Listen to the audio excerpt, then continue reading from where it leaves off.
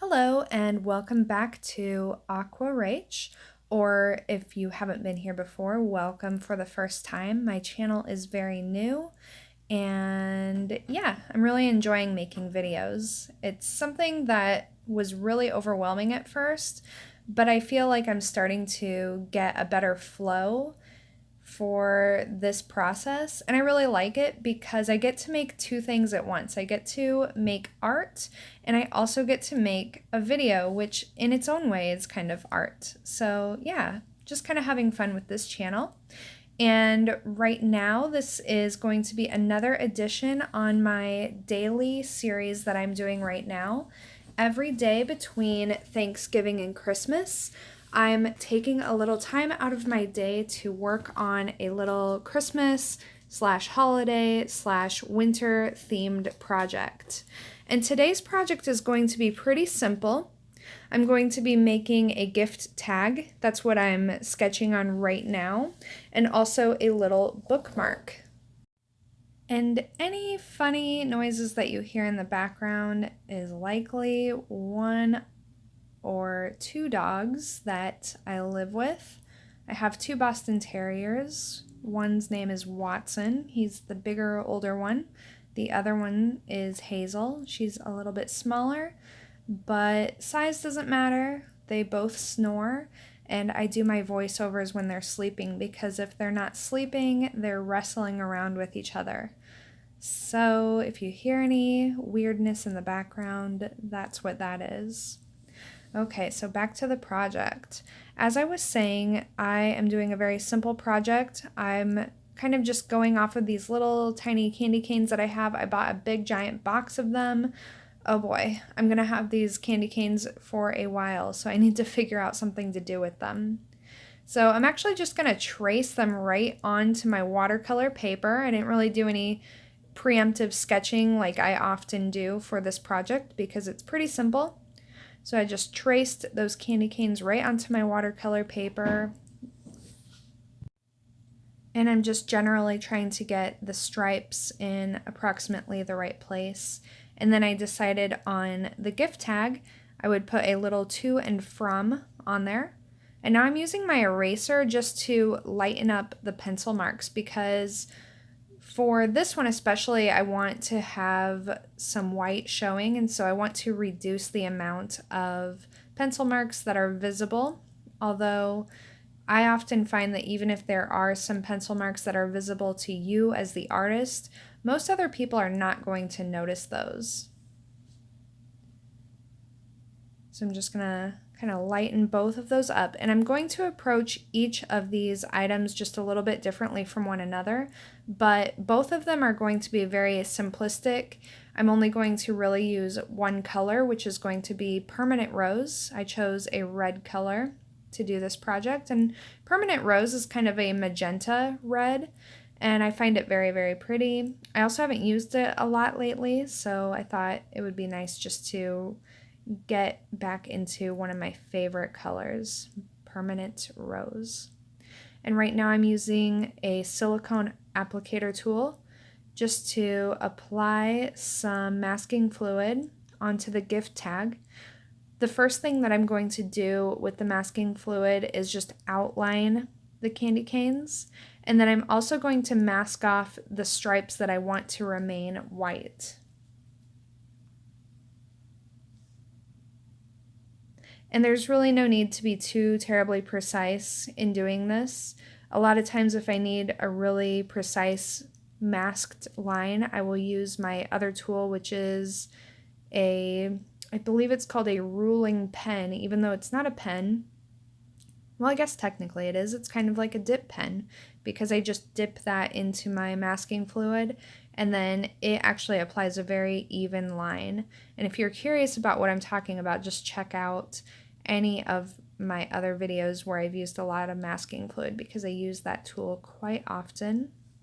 And all the tools and materials that I use are linked in the description of this video.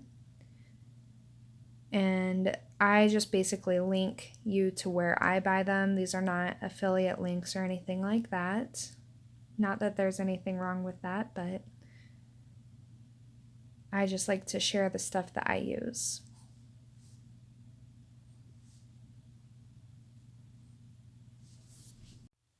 And what I never use with masking fluid is just any actual brush, because there's no better way to ruin a brush than to dip it into masking fluid. Even if you think that you're going and rinsing it off right away, well, I personally have never had any luck with that because I always end up using it longer than I initially thought that I would need to, and so that masking fluid just kind of sits on the bristles and solidifies, and it's quite impossible to get those sticky things out of the fibers or bristles of your brush. So my personal rule for myself, and what I would advise to anyone who has brushes that they actually like and they don't like just going out and buying brushes for no reason, there's lots of other ways to apply masking fluid. So this is one way, these little silicone applicator tools, and these are actually meant for sculpting clay, but they work really well. And I bought a pack of these. They come in a bunch of different sizes and shapes, so I can usually find one that suits my needs. I don't get a super precise line with these, but I don't always need or want that. And then I have that ruling pen that I've talked about a little bit earlier. And then there's also a product called Mask Pen. It's spelled M-A-S-Q-U-E and then pen, P-E-N. And it's like a bottle of masking fluid, and then it has a needle-like dispenser. I've seen other watercolor artists use that. I have not used that myself, but I'm thinking about buying that next time I actually need masking fluid. Right now I still have quite a lot, so I'm just going to make do with what I've got. All right, and I'm going to let the gift tag dry because it has masking fluid on it, and it must be 100% dry before we can do anything else with it. And I want a nice clean border around this bookmark. The measurement of this bookmark is about 3 inches wide and then approximately 6 inches tall from the bottom to the highest point on the bookmark. And so it's quite wide, and I'm basically just going to be applying a wash over this. So just to give it the look and feel of being a little bit narrower and, you know, not just so blocky, I guess, I thought that having a nice clean border around it would help serve that purpose. And since I've seen the end result, I can tell you I think that was pretty successful. Although I think it also might be fun to do a wash that isn't just a solid color for this project. So you might consider experimenting using maybe 2 or even 3 different colors and having those just kind of merge together to add a little bit more visual interest to this piece. But I decided just to keep it very, very simple with the permanent rose. And so, as I said, I'm only going to be using permanent rose for both of these projects, but for this one, I am going to use some white gouache. So what I'm going to do is just apply a wash of permanent rose, and I'm going to allow it to be pretty dark and pigmented. And then I will go in with some white gouache once this is dry to just add in the white stripes of the candy canes. So I'm going to keep it a very minimalist design, but it's going to be mostly red with just a little bit of white.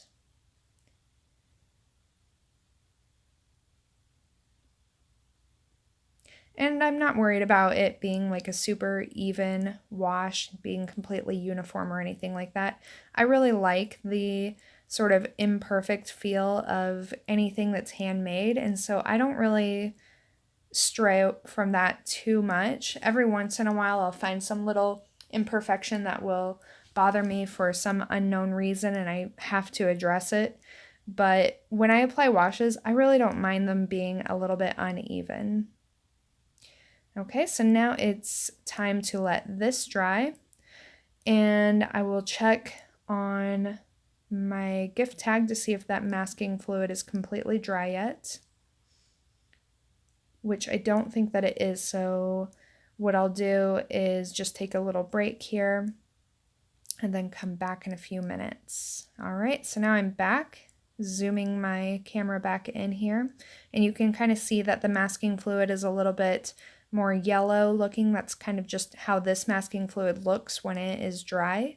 I use Winsor & Newton masking fluid. There's masking fluids that actually turn like blue when they dry, and I think that's kind of cool because that would make it even more obvious, I think. Okay, so the way that I'm going to apply the permanent rose to this piece is I'm just going to apply it everywhere except for the very center. So I formed those candy canes into the shape of a heart. And so the middle part is what I'm going to leave completely white, and I'm going to apply this permanent rose everywhere else. So inside the candy canes, and the masking fluid will block off where the white stripes need to be. And then I'll also have it all around the edges. And this little gift tag is about 3 inches by 3 inches. And I usually save any scrap pieces of watercolor paper. Like if I'm working on a project, I think these are actually from a project where I only wanted the piece to be 8 by 8 inches, but I had a 9 by 12 inch sheet of paper. And so whatever I cut off of that sheet of paper, I saved because I do like to make bookmarks every once in a while.